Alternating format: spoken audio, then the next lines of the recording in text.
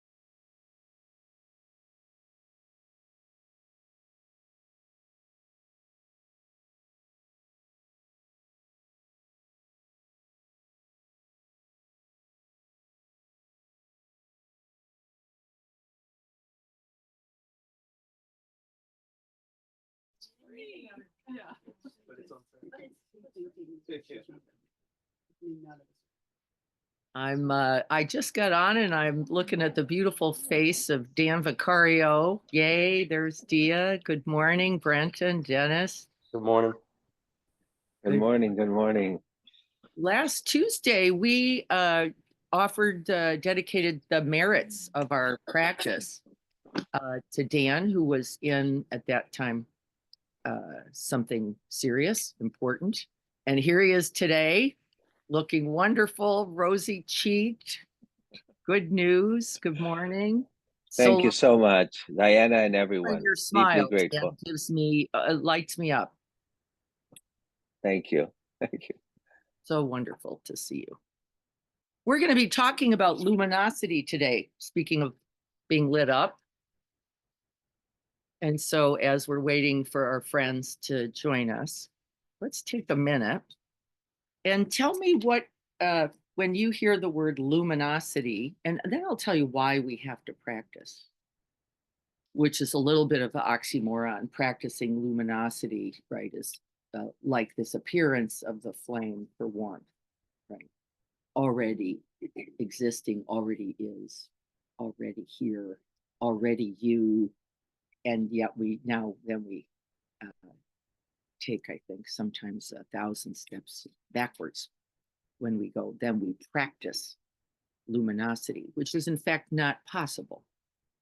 So when you hear luminosity, if you read that and were inspired in any way or curious maybe by it, what was it about luminosity that had some felt sense, some contact for you?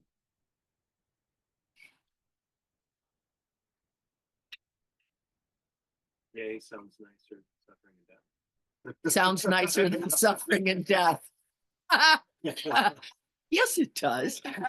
Yeah. So Pete says, better than our typical habit, our typical conversation can be the truth of suffering, which is the first noble truth, but it is not the end. It is the first noble truth, placed first because it is frequently the first moment of delusion. Luminosity might be its end, the end truth. What else does luminosity mean? Joy. Joy, energy, vibrancy, radiance, warmth. Maybe for me, I get a sense of the one candle that lights everything, right? Infinite, vast. Anybody have a different sense than that? A good sense of offering, giving.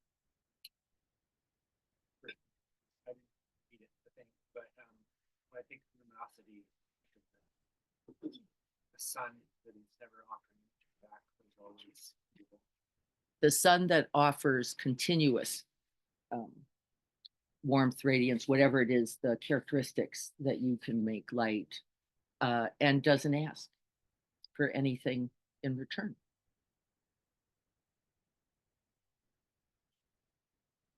Right? And then we talk about, didn't you just feel warmer when we said that? The truth of that? Could you just feel it? Yeah.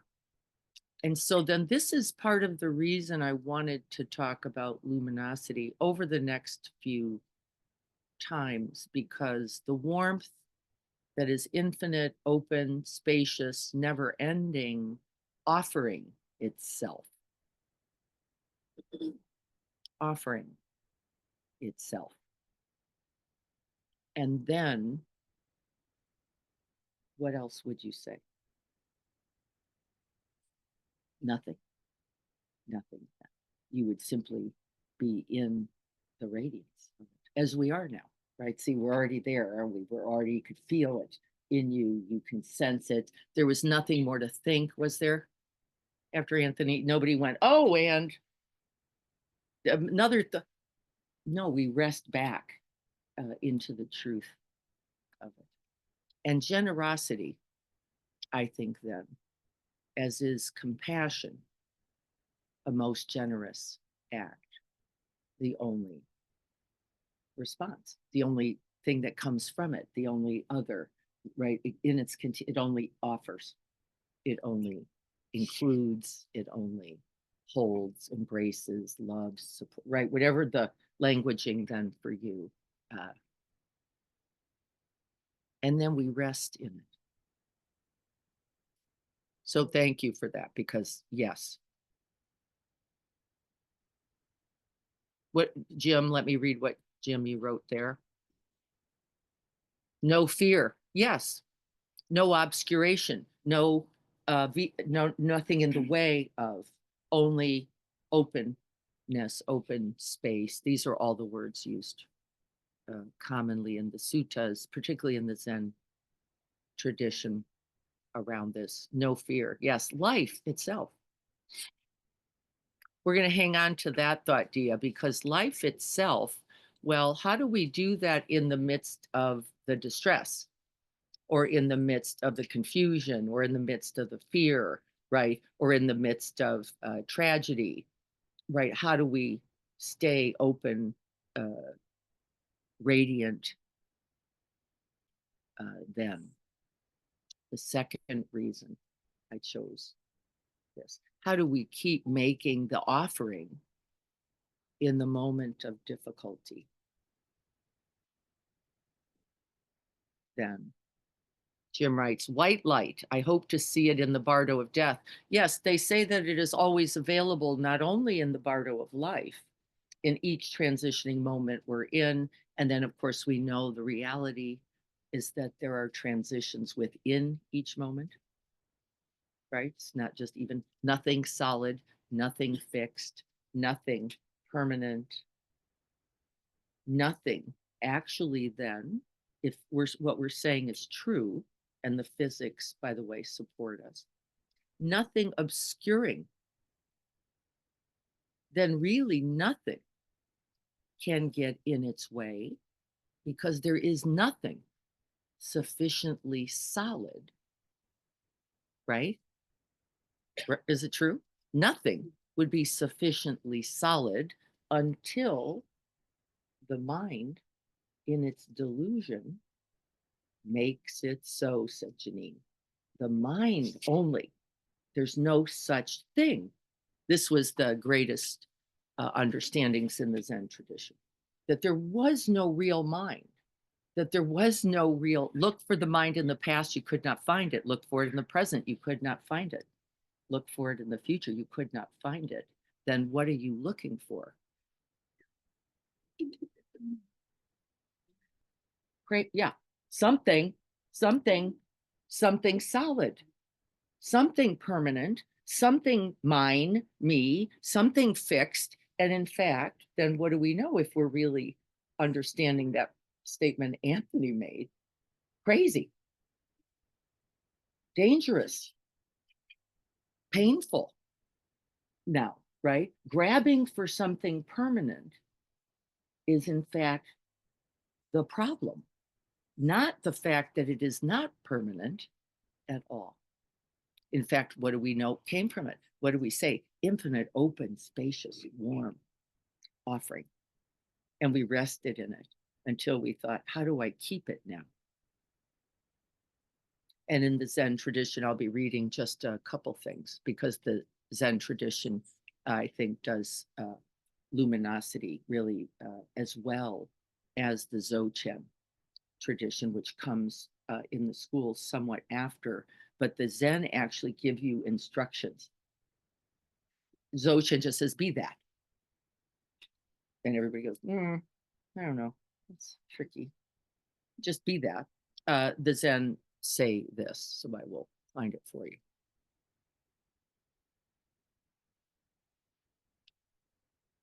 And so Mary Oliver, who I adore, and you would swear she was a Buddhist, but would not take claim, as we do not, right, of it, because of what? The separation, the disconnect, the othering, the meing that is its result. So not true. Just some of the teachings towards this understanding. She says this. She writes a poem called Yes, No. Most of you likely have not heard this one. It comes from an early work. But let's see if she speaks to this in a way that may. Yes, no. How necessary it is to have opinions. She's going to go in a whole different direction. I think the spotted trout lilies are satisfied, standing a few inches above the earth. I think serenity is not something you just find in the world, like a plum tree holding up its white petals. The violets along the river are opening their blue faces like small, dark lanterns.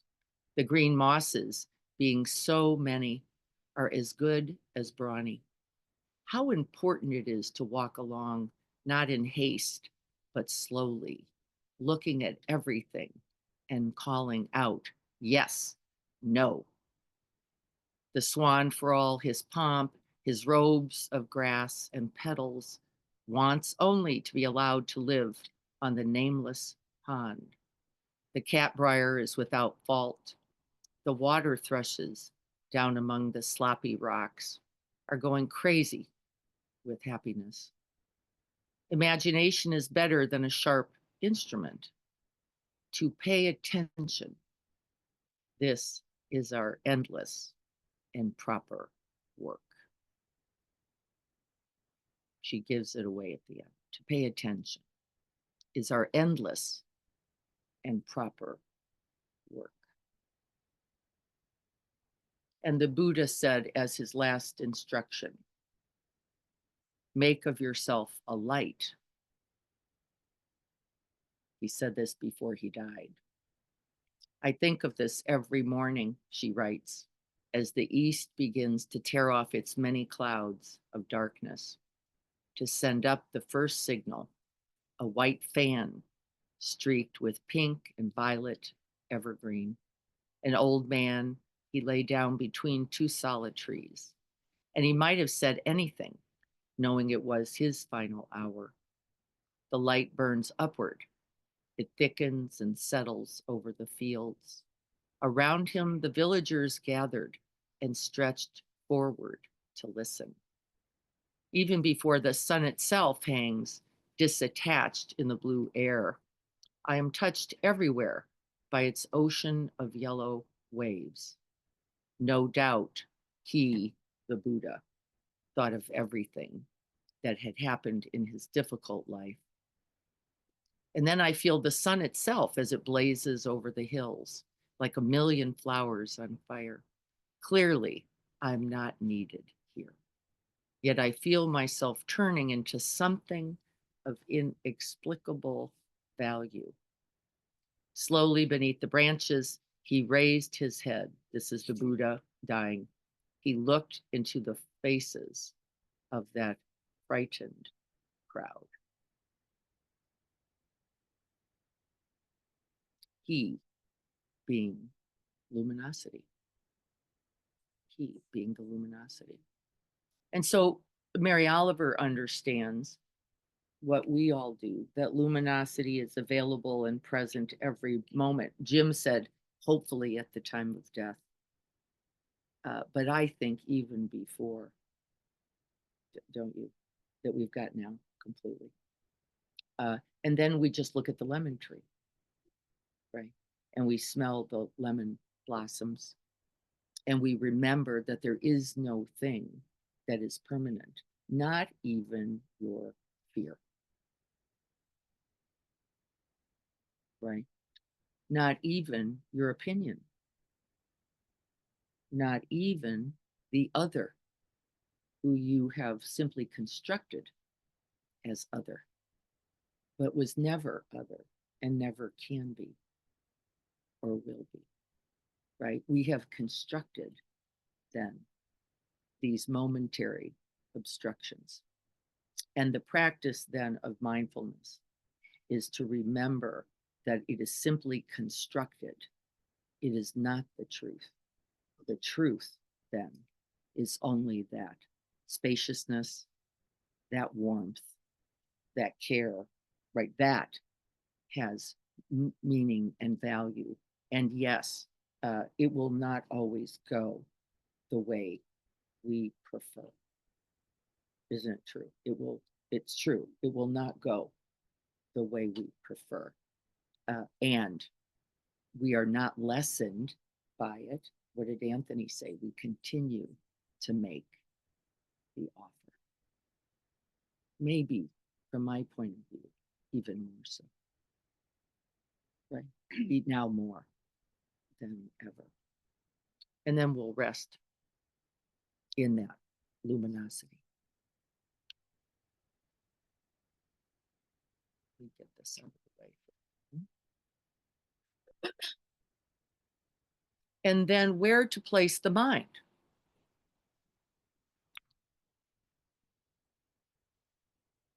Any ideas where to place the mind? Anywhere is the answer. Anywhere.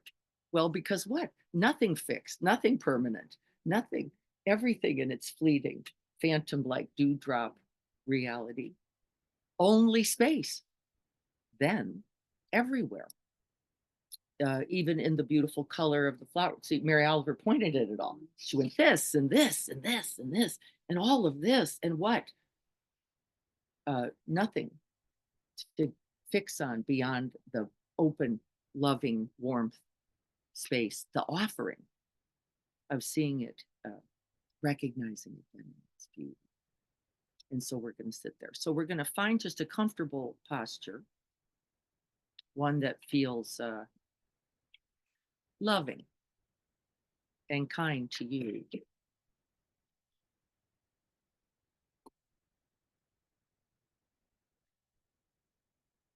And then we place the hands in a way that feels like that offering, whether that's grounded into the lap itself, whether the hands hold themselves.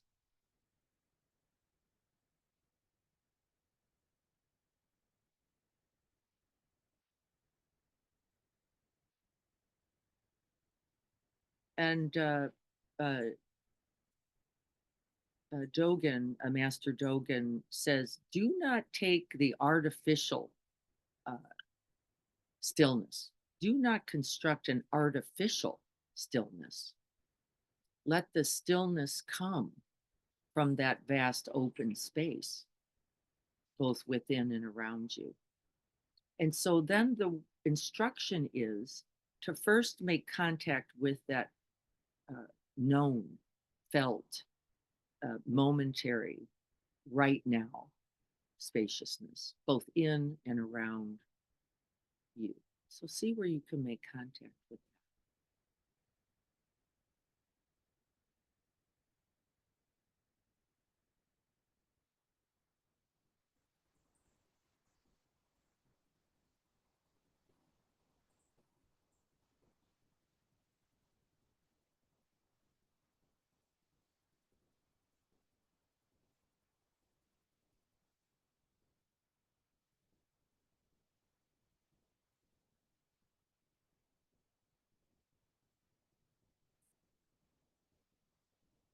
And if you land on an object, I just notice the breath because I have a habit, right, a long habit for beginning there. Can you sense its luminosity itself, its impermanence? It is not fixed, not solid. You can turn towards nothing and see solidity, which means then, according to the Zen tradition, you already are aware of and see the space, the light in which it arises and passes, even the breath itself, impermanent.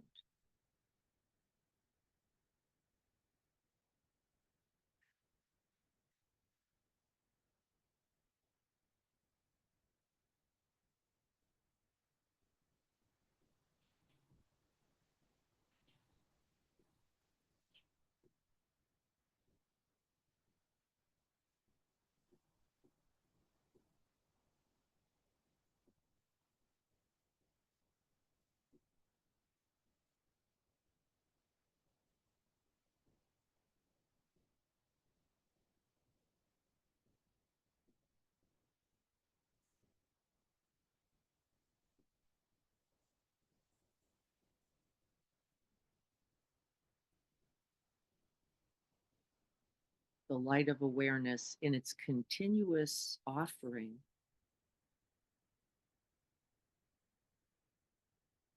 Yes and no, says Mary Oliver, letting objects be objects this moment, not fixed, not permanent, not mine. Even the breath, filled with luminosity, vast open space.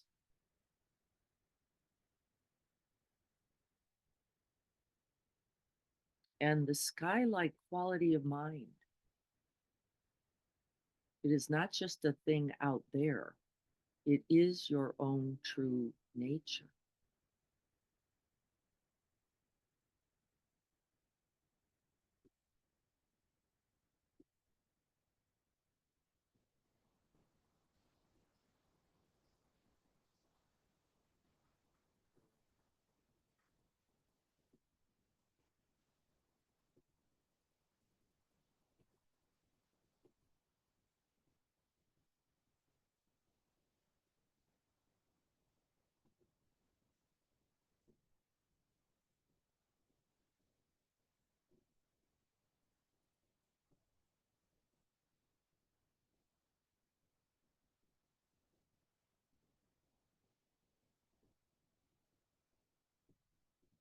Resting the mind, the body, and the heart in the ocean of awareness. Nothing fixed, nothing solid, nothing mine or not mine.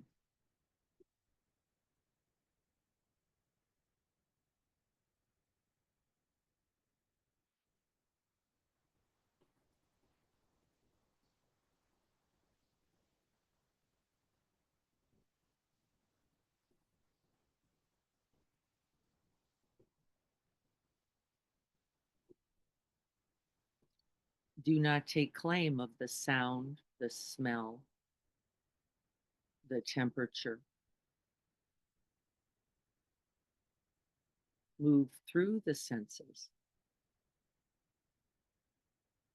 into the truth of who we are.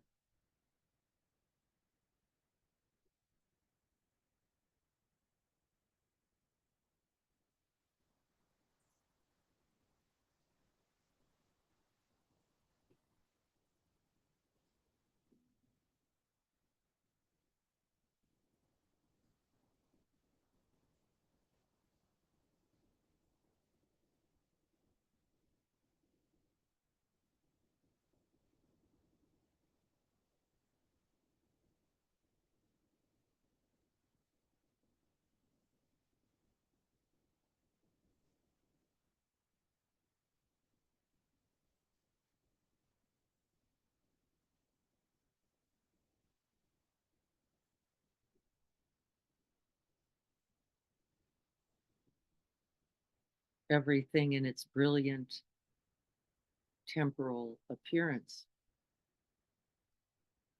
The sound, the flicker, the smell, and you.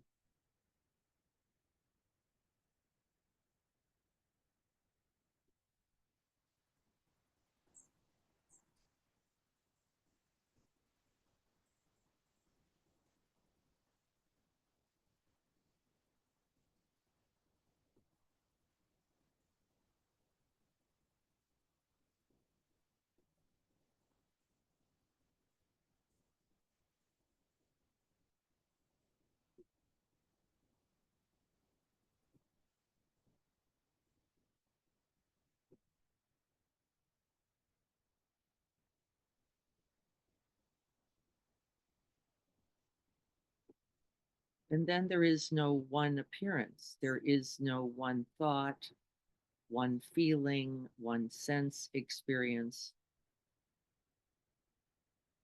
that is you. You are the light of awareness, that luminous presence,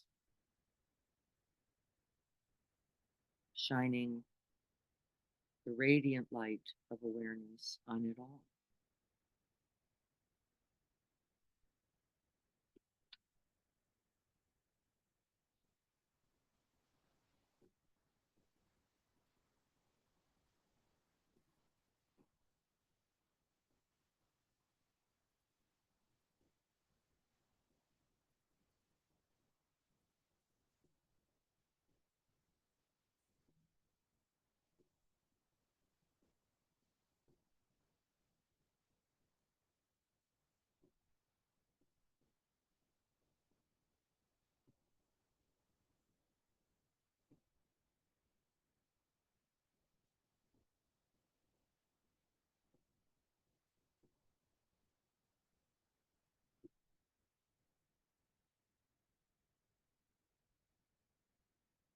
And then we begin to feel the truth, don't we? That there is no obstruction. There is nothing big enough, solid enough to get in the way of this luminosity. It's just not possible. You are the sun itself. This is our true nature.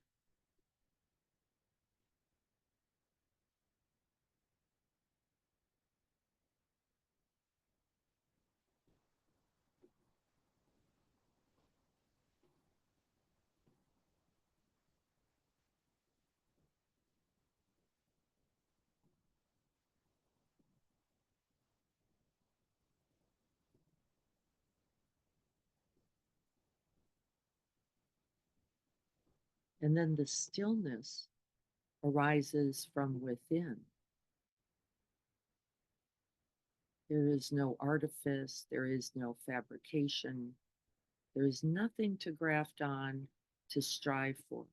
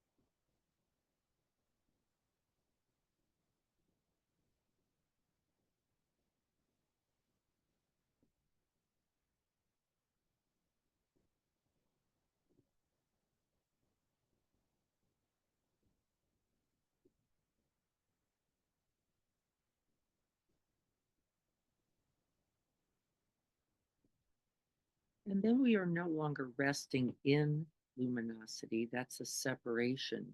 We are luminosity.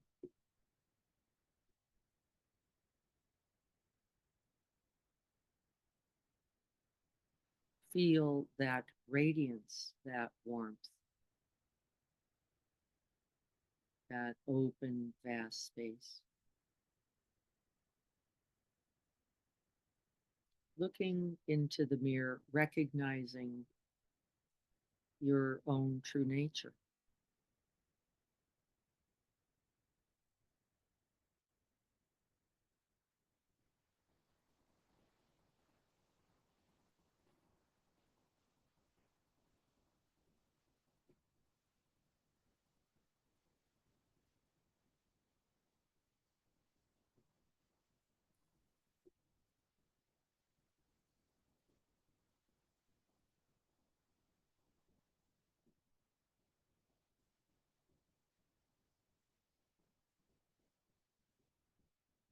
Noticing here there is no thought,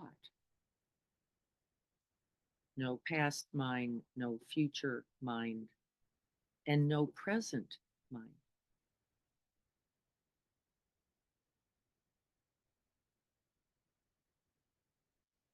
Simply luminosity in its offering.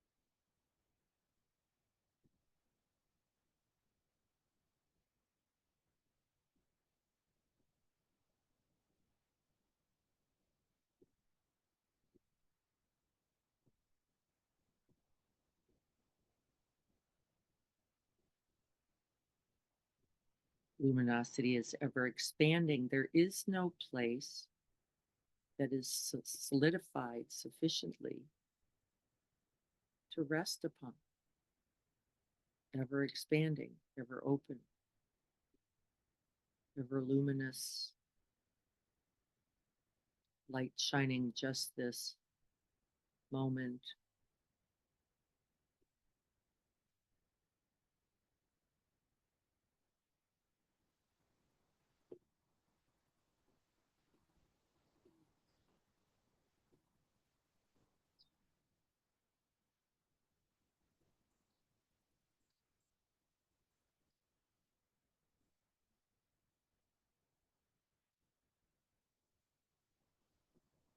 Know me who is luminous.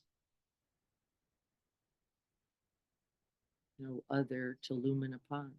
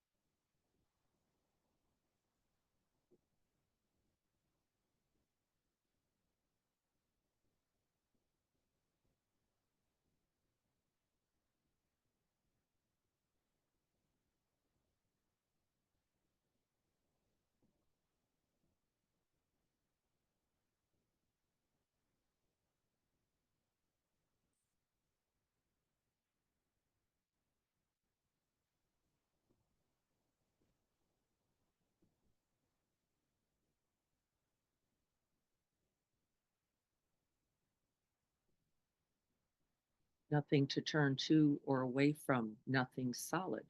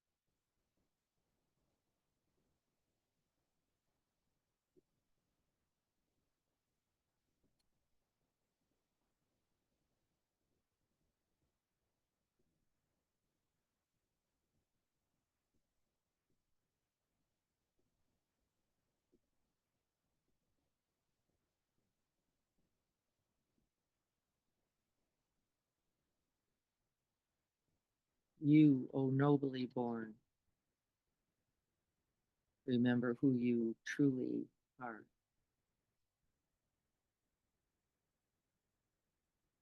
The lamp in the darkness.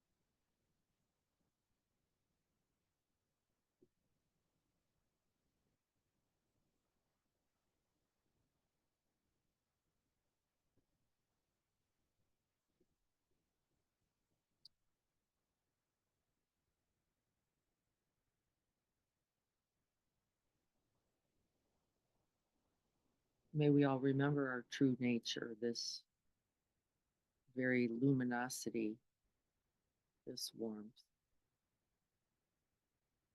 And then make the offering as continuous as this.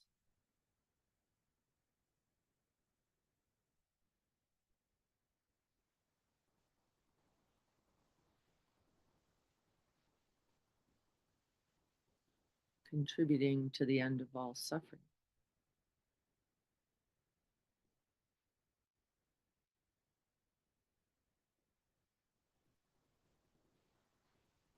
Offering what is needed towards true happiness and well-being.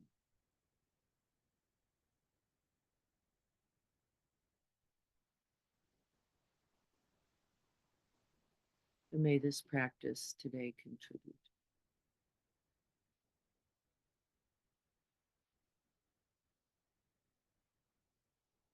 So be it.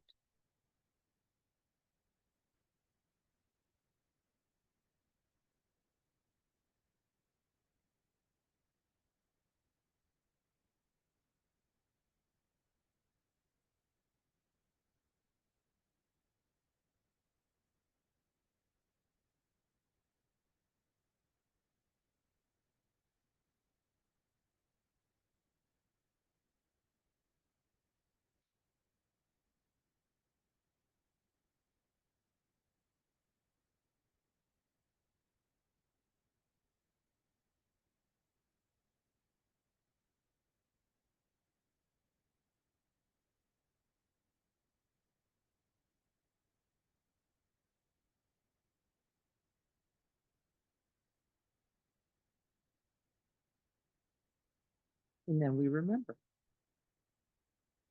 And then it seems so easy, doesn't it? Like what could possibly have gotten in the way? Right? It's like how could I have any moment?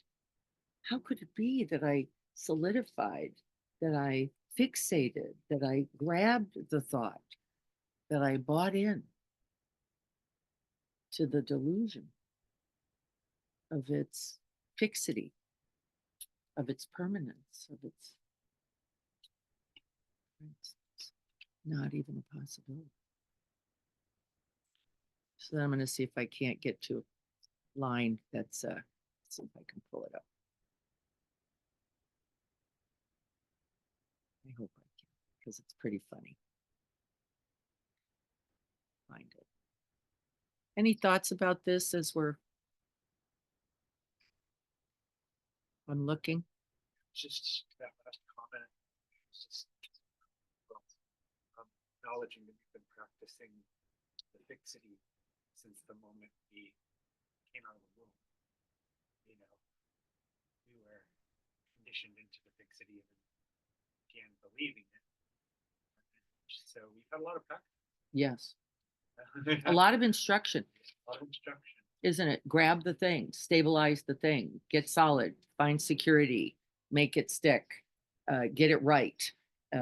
Right. The only way to do that is get some stuff and grab on and hold on as tight as you can. And right. The delusion continues unless. So even though the glimpse is so obvious, like so obvious as to just be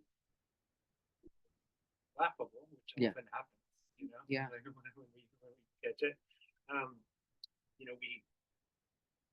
Oh, That's right. Yes. That's Mary Oliver's idea of yes and no. Right. I know it and then I forget it and then I know it and then yes and then no and then I'm saying no to what the blue face of the violet by the river. Right. I say no to everything. The minute I grip, I'm then closed.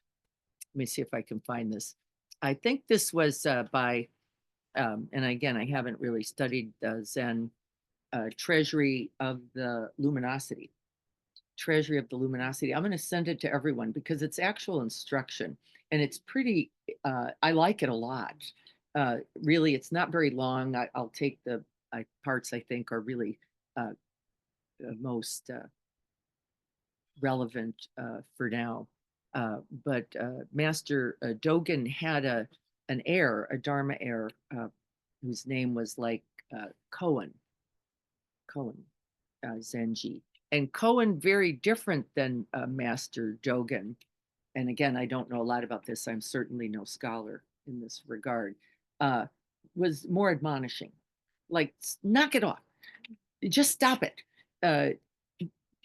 Right, get out of the Dogen more gentle and the light in its appearance. And Cohen was like, no, this is not working. It was 36 years at least before Cohen began to really teach. And his teaching was, fools, you fools, stop yourselves. Get right. And I so loved it because it's just a tickle. I think I have it here. I want to keep looking. It's just a riot. And it gives you instructions. So fools. You who hear some talk about luminosity might think that this is like the light of fireflies, like the light of lanterns, like the light of the sun or the moon, the gleaming of gold or jewels. You look around for something that you already know. Looking for the blaze of radiance, you concentrate your little minds and you try to figure it out, trying to turn it into the realm of emptiness and silence. So you freeze and hide in motionlessness. You are unable to give up looking for something that you can acquire. Even this. Right? Like right through you. Even this. It was already yours. There is no thought that can contain it. Right? It gives you goosebumps, doesn't it? Because you know it. Like, yep, fools. Stop looking to acquire something that is already yours. It seems incorrect for me to think of it as accepting it. That's right. You separated it. That's exactly right, Lynn. Lynn's saying even this idea of accepting it or taking it on or practicing towards it or becoming it, right? This is some of the Buddha's language, the trials and tribulations of the becoming. If I could only be something else, some other way, some other day with somebody else who I liked better, in a car I like driving more, with the neighborhood I like, with plants that weren't dying, then. But see, backwards, right? Backwards, the opposite. You are already it. It is already here. It is already yours. in fact, accorded to few, says the suttas. Accorded to few. Already, you have something that is gifted to very few. And then we squander it in this attempt to get it, keep it, grow it, to improve it, really. And then we do harm. Right, then we do.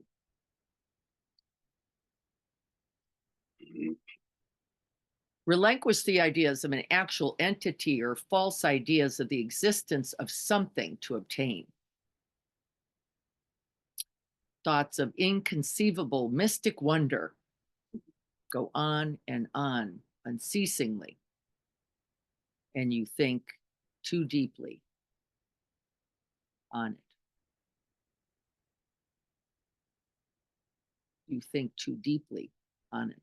And the thinking is not the path. Is it? And then we get in trouble. Because now I've got it, now I don't. Yes, no, says Mary Oliver. Now I got it, now I don't. Then I had it, then it left. Can't keep it. Can't secure it for sure, because every attempt at the grip grabs air. Right? How do you grab light? Right. And so I know that there are a few new people here. This is never the first talk, right? Really, you want to drop in on, because the only thing you can do is go, I don't, there's not any part of this that I understand. And you don't have to understand it, is the beauty. It is well beyond any descriptor or thinking it through. But I hope that you could, whether you're on Zoom or here, could capture that moment of just being. Like, oh, there it is. And then we yes, know it. There. I got it. I don't got it. I had it for a second, then it left. And then was I listening to the bird, or was I just opening to the bird? I don't know. If I was listening, then right. And you will just create really distress and a cluster for yourselves. And then, so then what is the practice? There are no strategies then.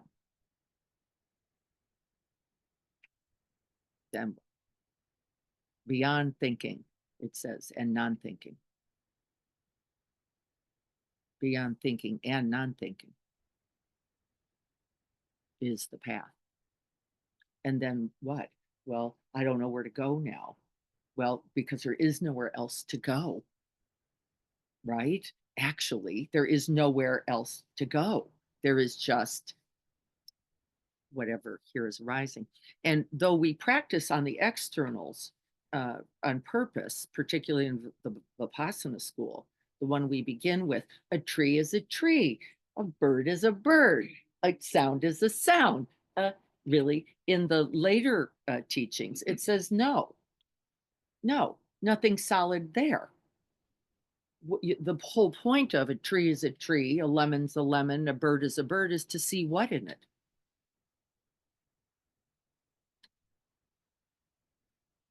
The very coming and going of it. Nothing permanent, nothing fixed, nothing solid, nothing staying. Not the bird and not your opinion about it. And then we can look at our politics. Nothing solid about it. Democracy, nothing solid about it. Equality, justice, nothing solid about it. Where is it alive?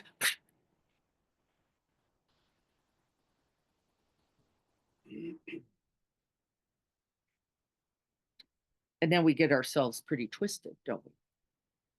Way twisted. How's it going to go? How's it going to be? What if this? What if that? And we construct, solidify it all. It doesn't mean don't care. This is a confusion. I wrote my dad's wife the other day, who was saying, I'm weary and in great distress. And I understood. And I said, once you realize, I should have never said this, like a Zen koan. What am I saying to this woman from Braidwood, Illinois, right? Who lives in a So I go, really, once you can see more clearly and you're more open, you can see there are no sides, right? I make a dumb, like one of those dumb statements. And she goes, I don't know if I agree or not. I don't really, right? And I went, right. No, correct. Truman. Yeah. Yep. No, shut up now. Yep. And then I just wrote, I'm going to try to be kind and not see others as somebody else. I will try. I'm working on seeing them as my brothers and sisters. And she wrote, I am not there yet. I've heard those exact same words from so many people. Yeah. Yep. In my family. Yes. I am not there yet. It's not no problem, because guess what? Everything in its appearance, everything in its motion, everything arising and passing. And haven't we, moment, been there, right? Just like, nope, nothing to do, nothing to be, just dark. By appearance, by its appearance, except the minute you see it, what? There it is. There it is also. This is the beauty of our practice and the teachings. The minute you know darkness, you are no longer in the dark. Because that which can be named can be held, and that which can be held can be loved. Curious how awareness that can see the coming and going feels so stable. There was such a continuity today in practice. And yet I feel like I spent all week in practice chasing it. Yes, So that's right. Right. Like it's like That's right. it's so obvious That's right. even now. Yes. Like back each morning. That's right. It can appear elusive, which is insane. Try to back up from it. Right. Do all the things. Yeah.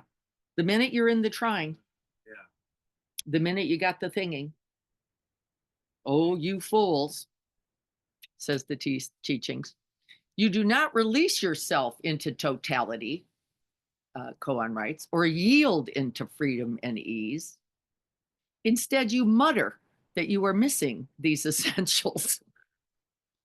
But I'm muttering. He writes, you mutter that you are missing these essentials and that you're just a beginner, or that you started the practice too late in life, or that it's just too hard right now. And so you remain deluded with a single view. Release your assumptions and your self-image. Release it, your assumptions and your self-image. What if it is true that it is just here already? Where else would you go then? Really? Nowhere else, nothing to get again. And we're all doing it, aren't we? But the minute you can see it, right, then there it is. It's perfect. Yes, no, no problem. Got it, don't got it, no problem.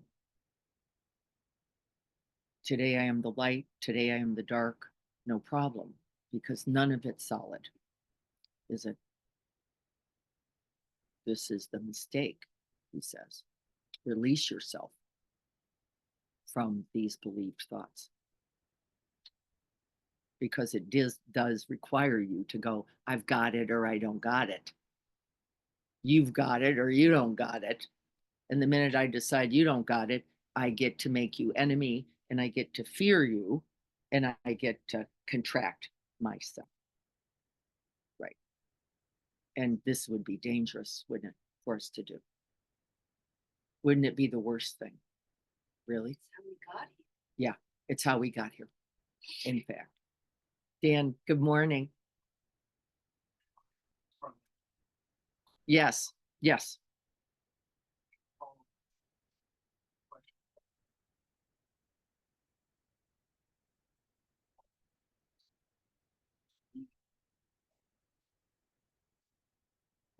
real and nothing is solved.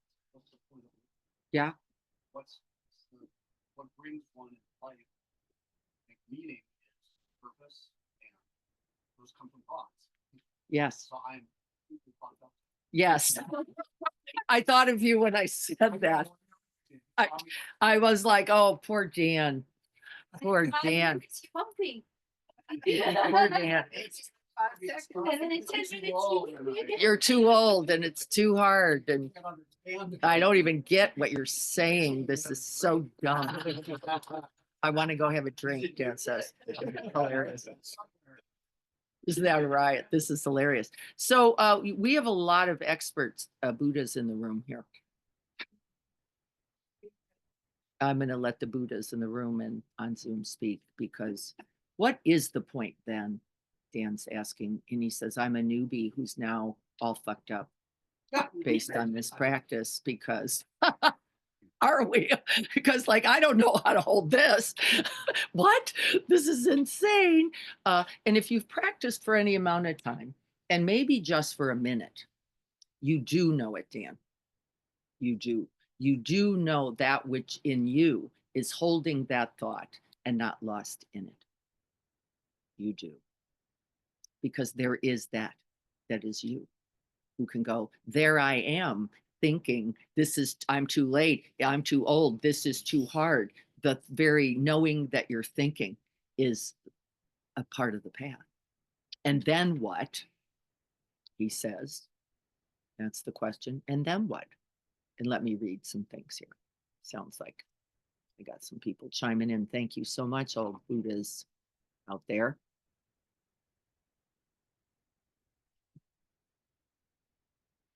Dennis writes, don't question or doubt what your true nature is guiding you to do now. Yes, no guidance, just being. I felt, Brenton, thank you. I felt passively observing and actively cultivating was both present. Yes, thank you so much. And accessible throughout the experience. Exactly correct. So is actively trying to brighten the luminosity within wrong? It is not necessary. It's not wrong. You're just thinking it's a thing that then you have to do something with. And in fact, it is not true. It is that very thing you are. Lumining and lumining everywhere, including the question, am I trying for something? Which Pete said, I was spending the whole week trying to get to this and forgot, really, essentially. This is like trying to be still, right? You get in a lot of trouble in a Zendo the minute you try to get still, because now you lock up and you tighten up and you get right. And now you're like a wreck and you spend the whole time, which is usually an hour, just going, please, somebody end this or kill me. End this. You don't have to try for this, knowing the very luminosity. It doesn't require brightening. It is the brightest already. There would be nothing you could add except diminish it then by the thought, could I brighten this? No. Could I diminish this? No. Isn't that right? Could I diminish it? No. No. Actually, no. Cannot be diminished. Mind about like thinking of purpose, of what's the purpose in life if you don't have goals and whatnot. But what's the purpose of the lemon tree? Yes. You know, what's the purpose of the bird? They just are. Being already. It really does take kind of being open to a different way of seeing the world. Since I started, you know, when I first started, I felt the same way. And it's like, you know, well, you're not supposed to want to get, like, I felt like, oh, well, you're not supposed to want to improve yourself. So how is that beneficial? But then, you know, it just takes a different, being open to a different mindset and not trying to judge it against your current mindset. But just, does that make sense? Like, just like learning more about it as it is. And then eventually kind of, you absorb it and it starts to make sense.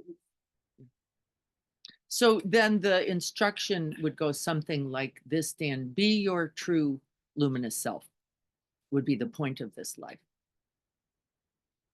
And what is that? Don't know. Just this moment is the koan. Don't know, just this moment. Because then we're constructing a self, right? I need to be. And in our truest nature, we already are that kindness, that warmth, that light. And so then what? It is to discover its truth, the truth of it in you. And then what? The truth of it in all beings, even when we don't like their philosophy, their politic, their religion, or their version of what we should do with the palm tree in the yard. Right. And how then to act is not determined by a principle, a set of rules. It is determined by that essential goodness. It feels so freeing. It is free. It's so liberating. It's Yeah. very liberating Yeah. then. And there's almost, it's this weird, you're not responsible, but And I think totally at a responsible. very deeper level, yes. And there is totally this- responsible. this- It's like an iceberg, right? You don't see what's underneath. An iceberg. So can you remember, just be careful about thinking your way to it. Impossible. Well, it's impossible for everyone. And so good thinkers, Dan, good thinkers can spend more time struggling.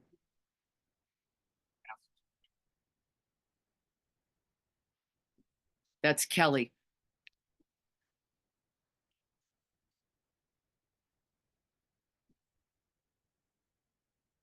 Whether or not you having an impact on those around you, influence on leaving a legacy for the world, or it's big or disagree with me or not, it's about survival. I think tree's going to try to do whatever it can to survive in conditions of drought. Yeah. Torrential rains. Yes. Just as a bird survive. So is that what we're just going down to? Is just living things that fall on what sole purpose is to survive. It's already getting so deep. Oh, I don't see this. I don't see it that way at all. Can I contribute something to Yes. that? So Anthony's going to no, fix this for you. Someone who thinks a little Anthony, too much. speak up. Speak up a little bit. Anthony also has a big mind, so we're gonna hear what he has to say, and speak up so that Oh, Zoom sure. can try to hear you. Yeah, so the lemon tree also gives, right? The lemon tree gives freely of its lemons, of its fruit, to feed other beings. The bird gives, and we could get down to all the evolutionary biology of this, but what we experience is that the bird offers its song. The bird offers its beauty, perhaps to other birds and perhaps to the world, to all who can hear the bird. And so the song, the fruit, like the giving, the offering, the deeper question. In fact, I'm just going to reflect on a session that I had with Diana about 6 years ago when I was debating, whether to become a psychotherapist or devote my life to permaculture, or devote my life to music, or devote my life to this or that. And I'm all tied in knots. And Diana goes, Anthony, it doesn't matter. Like choose your own adventure. Like any one of those doors is going to be a conduit for the beauty that you have to offer the world. And so, and it's different for literally each and every one of them. Who knows? It may or may not be different for each and every lemon tree, but you get my point. It's like maybe that's part of the human experiment. It's like, what is your beauty and offering to the world? Maybe that's the being. Maybe that's the being. I don't know. And so there is the brain stem, Dan. So I'll get super technical because I know your science background. There is the brain stem and its drive, and it's driving for survival. And that is not broken or wrong, but that is not the whole of us. at all. That's what makes We have humans an different. entire, and you know this because of your science, we have a whole neocortex that is like a light shining through a crystal. And so what is your prism? You know, what is your facet? What is your, and then is survival the whole point of the game? Not at all. It's everything but just that, and includes that without apology, right? You don't have to, and, right? The bird offers itself, the tree offers itself, and we, in our own unique diamond facet, offer ourselves. And what does that look like? I have no idea. I have no idea. I know it's more amazing than any idea any of us could come up with. So then this is the truth, Dan. In these teachings, it says the questions you asked is ultimately unanswerable because it is only alive now. And so what's right now beyond survival for you? Kindness, love, warmth, offering, just the being here, really, honestly, isn't it? You didn't have to think about how to be warm. You just showed up. And there it was. And there the light of you is also, even with the question that you going, you know, this is probably, it's not a wrong question. It's a question we're always asking. What is this moment? How do I greet it and be? And I love those questions because I think that our capacity to ask them is what can open us. I think I saw, was it somebody, Renee? So the way I see that is, yeah, we have this brain and it makes our thoughts. We think those are us. And it's really hard to quiet them. It takes a long time. It's taken me like 4 years to kind of quiet them. But meditation is one way to quiet them. Just to eventually it's just stops. The way I get it to stop, I found myself right now, is, okay, try to go into my heart. Instead of this being controlled, this. And when I am able to see that almost like a third party, like I'm over here now, and think about my body instead of this, or sometimes putting my hand on my heart even, because that's a feeling thing, I get this emotion now that's love. And that overwhelms me. And then that's when I settle. And the mind is stopped. All those thoughts stop. And then now I feel like now I'm who I really am. Who, my essence that I've been since I was born. Because that was the major thing that helped me change everything. You try to connect with who you've been, your essence, since the moment you were born, or beyond that. Even you're still the same. Even your baby. When you were a baby, you're a child, you're an adult. There's still something there that's been you all along. You've just gotten older. That's what you're trying to find. And it's very elusive inside yourself. And I couldn't find it until I got out of my head and got in my heart. Smiling because I actually had that feeling. That was during a psilocybin retreat. And so what I've got to figure out is how to have that experience. You got to quiet this. In a non-chemical supported way. Yes. But it takes a lot of practice to quiet your head. And look for your essence. And so I just did that here in this meditation because I was stuck in a trigger I had gotten into yesterday. And suddenly I felt like this like relief, like, oh, I don't have to think that way anymore. I can now just feel love for everything. Such a relief to not be worrying about that or fixating or feeling stuck. And when she was talking about how you feel other than other people, like say in politics, that's when it occurred to me, instead of us all being stuck in how we're all different and we're arguing and on different sides. We're all people. We're all humans, beings. Let's start there. Let's start on our commonality, not our differences. It's just a different way of looking at the whole scenario, but now it's this from your heart instead of your head. Does that make sense? I think that's how you apply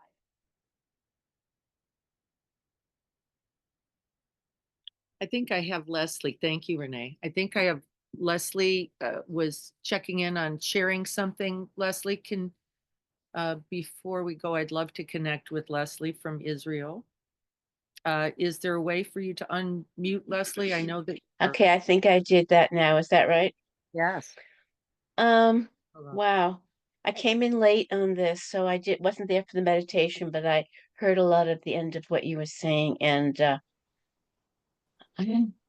I celebrated my 75th birthday today, belated with two friends, like months later, because this is the first time we were able to do that. And I saw what I was, where I was, and I saw what I was doing, had been doing. And I was feeling guilty being being the luminosity when there was so much physical and emotional pain around me all the time and through me, and that just to empathize with it, and everyone is, even if no one in my immediate environment is getting killed, we're still hearing sirens every day and have to run into the safe place, and then you're seeing and hearing fighter jets all the time. This continuous, not continuously, that's the lie. It's frequent triggers on people very close to you in pain because of, like you said, all the brainstem stuff that people are stuck in. And then but you can't help to feel, if not responsible, but a part of the problem, because you're here. And so I was feeling guilty to be in luminosity and not be in pain, because I've been in a lot of physical pain the past few weeks. And I started to see, no, that's not my job. I don't need to be in pain. I don't have to empathize that way. I need to be the luminosity, and everyone's saying, well, stop watching things and stop. No, no, no. I have to know exactly what is going on from many sources and be the luminosity. I have to expand large enough to be able to hold and be present with horrors at the same time, and only that's my job, really. That's the only way that it can help to affect positive change, is to be the luminosity and share that, and encourage that with other people, like I was with my friends tonight as we were celebrating, when I gave this as like my 75th thing. I said, all right, I don't have to be dying now. There's a beautiful chance to live, and then that that, I forgot what they call that, but that thing about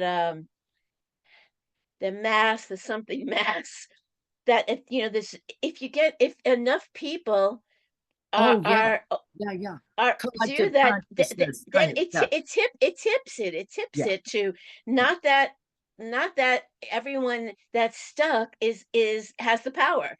It so but it's and I don't want to say it's constant work, but it's constant reminding myself to be aware. That's what it is. It's not work, like you said. You just have to drop into it, or open to it, or however one does it. Everyone maybe does it differently, but it's the awareness of what you were talking about just now. That's the thing, and that's as the truth. As the truth of, oh wow, that's me. Here I am, Yes. and it's so beautiful. And then Uh, it's something, yes. So anyway, that's what I was experiencing. I wasn't sure if I wanted to share all that, but Thank you so I for shut coming off my on this. share thing, but when you came back on, I went, okay. Wonderful. Happy birthday to you, Leslie. Thank you very much. Happy Thank you. 75th. And then what's the job? What's the job then? Right? You move, you live through, you live right through the sense doors, not just limited by the sense doors. We live that kindness, that love, that luminosity. It's all the same, whatever this moment and the conditions of you and it allow, right? You do that. And so you smell the lemon. See, this is where the Zen school goes, that everybody goes, I have no idea what you just said. Because in the midst of what do I do? This is so hard. And the Zen master would say, and then we smell the lemon blossom. And you go, that's not helpful. That is not helpful. I don't even know what you're saying. And isn't it the truth? Yeah. And then you smell the lemon dukkha. Smells disgusting. You just notice that it smells less pleasant, but that it is what it is. That's part of it too. That's part of it too. And this too is wonderful. And you could be allergic to lemon. And really, see, none of it's the problem.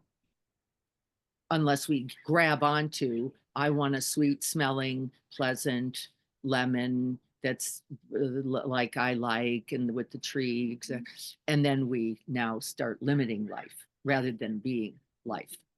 And so what is our purpose? Well, I think the brainstem and the neocortex both have it right. It is to be life. There's no, it isn't even separated, is it then?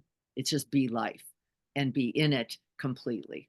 And that's luminosity, right? Opening to everything, like it, not like it, thinking about it, not thinking about it, opening the heart, opening the mind, knowing this, we then love, I suppose, the other word for luminosity then.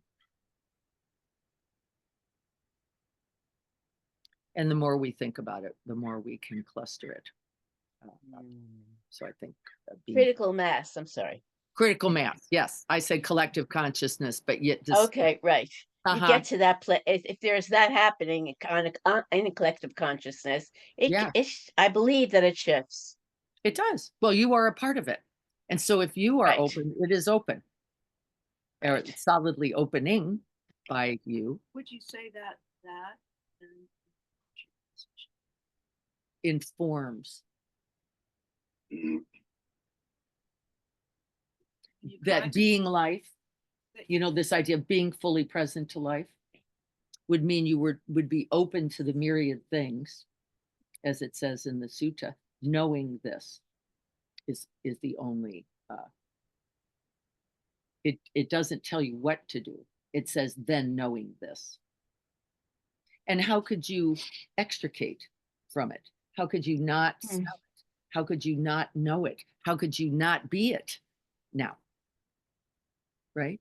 So we'll use the smell of the lemon. Once you've smelled the lemon, you and the lemon are now literally interconnected, interbeing, inter-are. You couldn't not have it now, which is why we come in this tradition to know everything, including the truth of suffering. Right? So we smell the bad news, we smell the difficulty, we smell the dukkha, so as to understand it and then liberate, right? Just from this knowing, thinking, right? The minute we know thinking, we say we are no longer thinking. We are now in the luminous knowing of it. So we don't even have to get rid of anything, is the truth. See, this is the, and so remember what Cohen said, fools, fools, stop trying not to think and fighting to be still. You are already this. I love that. Doesn't it make you smile? Like, oh, thank God, because sometimes I forget. Sometimes I forget. Yeah, it'd be a great tattoo. Fools, you fools. Let's sit for a moment. We're going to be reciting our Bodhisattva prayer, because this is the path of the Bodhisattva. Knowing not only one's own luminosity, but the luminosity then in all beings. I know, right? Like, whoop. Almost. I was kind of like feeling it, and then, oh no. Luminosity in all beings. Why? We need to know, see this too. You need to know confusion. You need to know anger. You need to know greed. It isn't to go around it. There is no resolution in that path. We have to literally be it, know it completely. And by so doing, already transforming it, liberating it. Isn't that fabulous? So here we go.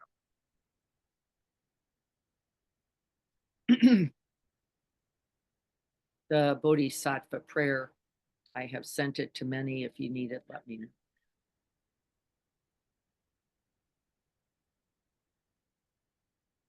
May I be a guard for those who need protection, a guide for those on the path, a boat, a raft, a bridge for those who wish to cross the flood. May I be a lamp in the darkness, a resting place for the weary, a healing medicine for all who are sick, a vase of plenty, a tree of miracles, and for the boundless multitudes of living beings. May I bring sustenance and awakening, enduring like the earth and the sky, until all beings are free from sorrow and all are awakened. And may this practice make it so. So be it.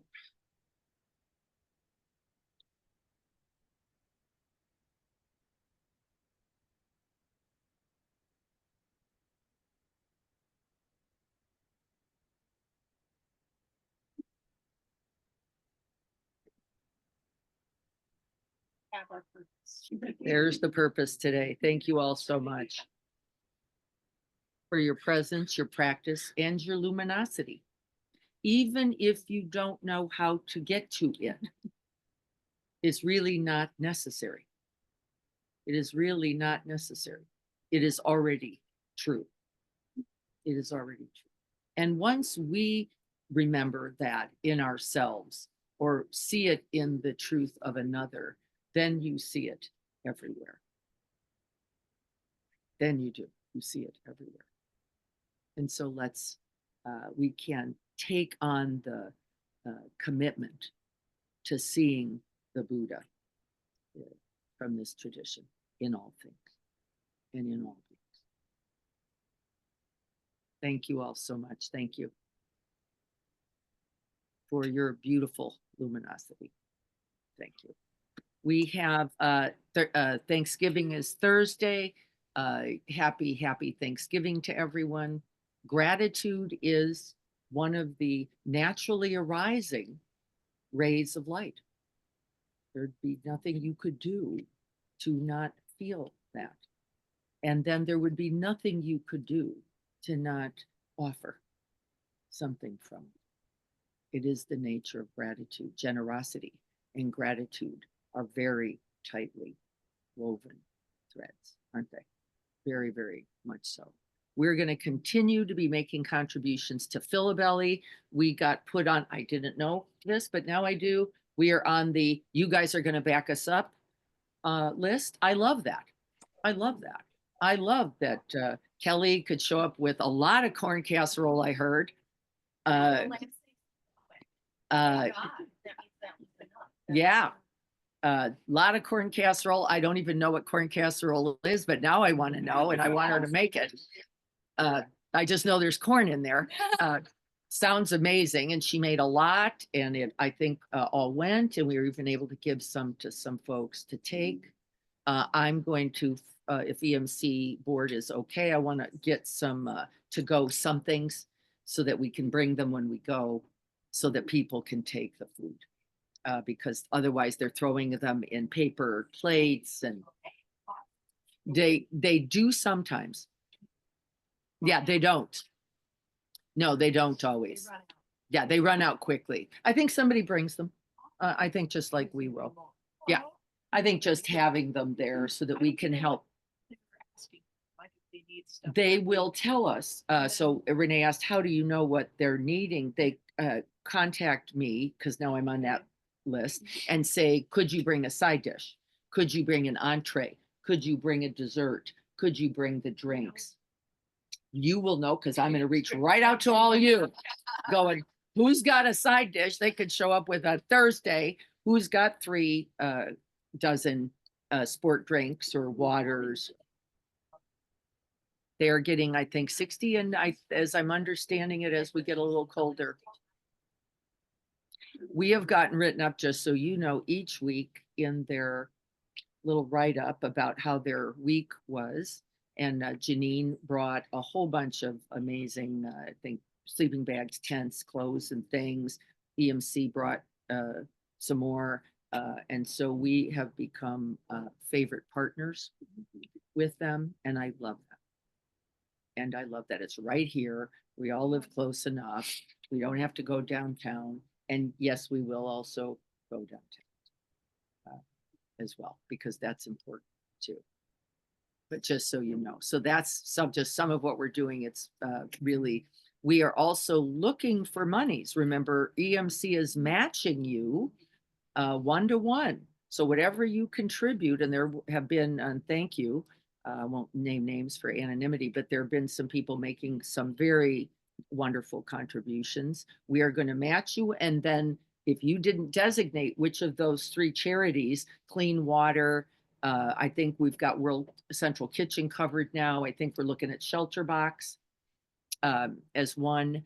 And we're going to hold on to that, waiting till December 3rd, because sometimes they then make an offer for a match on Giving Tuesday. Giving Tuesday's coming. It's December 3rd. And so we'll be gathering our money, matching it through EMC's money, and then seeing if we can't, with those 3 organizations, catch some additional match on Giving Tuesday. Yeah, I know. We were able to multiply the money that you guys donated with our doubling, and then times 3 for World Central Kitchen. We ended up raising $22,000 from a very quick collection, doubled, tripled. And they, Lisa knows a little more. Well, next Saturday, maybe we can hear a little bit from Lisa about what a World Central Kitchen actually, we had a little contact with World Central. They called us. But they want to know who we were. They wanted to know, who are these amazing people? Little do they know, just a bunch of folks in a backyard and on Zoom, shining brightly, right? Shining brightly. Look what it doesn't require, right? The other thing I can share more later, but what really struck me was, I thought it was so nice that they called us. And one of the things that this woman said is the majority of people that contribute for all the monies that we raise, they're really small donations. So it always comes back to that idea of, It does. never doubt the power of A few people to make a big change. That is that Robert Putnam's concept, which is, if we cannot get back to small groups who care about each other and others, we're doomed. And I agree. I don't think it will be a big government anywhere on any day. Now we don't have to keep looking. Isn't that fabulous? We can know it's us. Yeah, we can know it's us. How amazing and wonderful is that? Blessings to all of you. Thank you so much. Thank you, everyone. Be well, everyone. Thank you, Diana, and You're so everyone welcome. again. Dan. You be well. Good to see you. Same here. Thank you. Upright and breathing, Dan. Good news. Yeah, thanks. Yes, be well. Thank you. Bye-bye. Beautiful day, Leslie. I so love you. Happy birthday. Happy birthday. Thank you so much, guys. Thank you. Bye-bye. Bye.